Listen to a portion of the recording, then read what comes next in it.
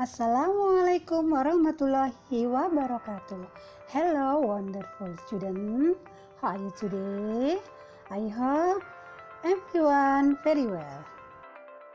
PPKN hari ini kita akan lanjutkan mempelajari buku tematik 3E, subtema 3 dan 4. Tujuan pembelajaran hari ini adalah yang pertama, kalian dapat menyebutkan contoh sikap bersatu. Yang kedua, kalian dapat menjelaskan manfaat bersatu dalam keberagaman. Tujuan yang ketiga adalah kalian dapat menjelaskan pentingnya persatuan dalam keberagaman.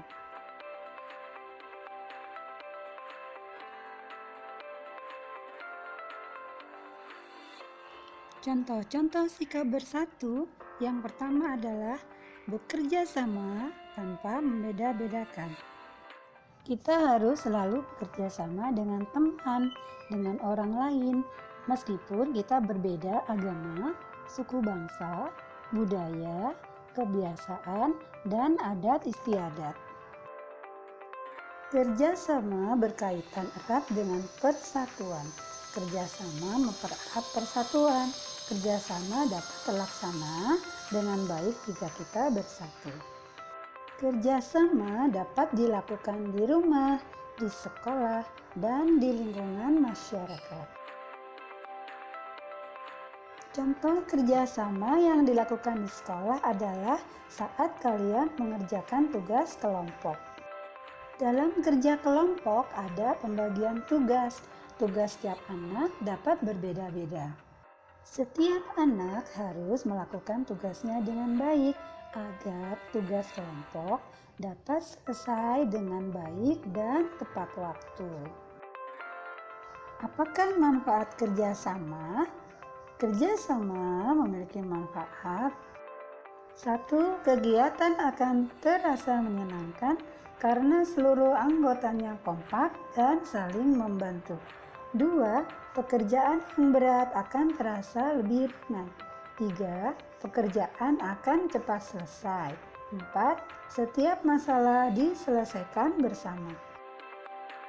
Supaya kita dapat bekerja sama dengan baik, kita harus memperhatikan beberapa hal. Hal yang perlu diperhatikan saat bekerja sama adalah 1. Mengutamakan kepentingan bersama. 2. Menghargai usaha yang dilakukan oleh teman. 3.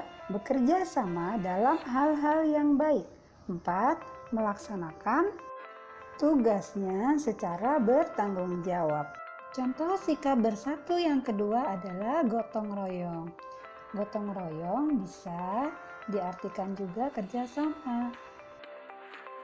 Gotong royong biasanya dilakukan dengan rasa kekeluargaan satu sama lain. Manfaat gotong royong adalah mempererat rasa persaudaraan. Dalam gotong royong tercermin sikap-sikap. 1. Kebersamaan dalam keragaman. 2. Tolong menolong. 3. Hidup rukun. 4. Persatuan dan kesatuan dalam keragaman. Budaya gotong royong terbentuk di suatu daerah dan menjadi tradisi. Contohnya, budaya gotong royong menanam padi yang disebut dengan istilah besiru. Budaya gotong royong di Bali disebut ngayah, dan budaya gotong royong membangun rumah yang disebut saya atau soyo. Contoh sikap bersatu yang ketiga adalah saling menghormati meskipun berbeda. Berbeda adat istiadat, berbeda suku, berbeda agama, berbeda kebiasaan, berbeda makanan kesukaan, kita harus tetap saling menghormati.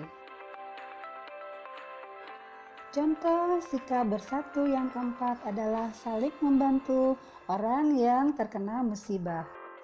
Saat kita membantu, saat kita menolong orang lain, kita tidak boleh memilih-milih yang satu suku saja atau yang sama kesukaannya atau adat istiadatnya, tetapi siapapun harus kita tolong kalau memang benar-benar membutuhkan. Contoh sikap bersatu yang kelima adalah rukun, tidak bertengkar walau berbeda pendapat. Bila ada suatu masalah, maka harus kita selesaikan dengan cara musyawarah. Yang terakhir, contoh sikap bersatu adalah bersyukur. Kita harus bersyukur dengan keragaman yang ada. Bangsa Indonesia memiliki berpuluh-puluh suku bangsa. Kalian bisa membaca di buku tematik 3E kalian. Apakah manfaat bersatu dalam keragaman? Dengan bersatu dalam keragaman, maka yang pertama, setiap masalah yang dihadapi akan terasa lebih ringan. Yang kedua, pekerjaan akan cepat selesai. Tahukah kalian apakah pentingnya persatuan dalam keberagaman? Persatuan dalam keragaman dapat menumbuhkan kerukunan dan mempererat persaudaraan.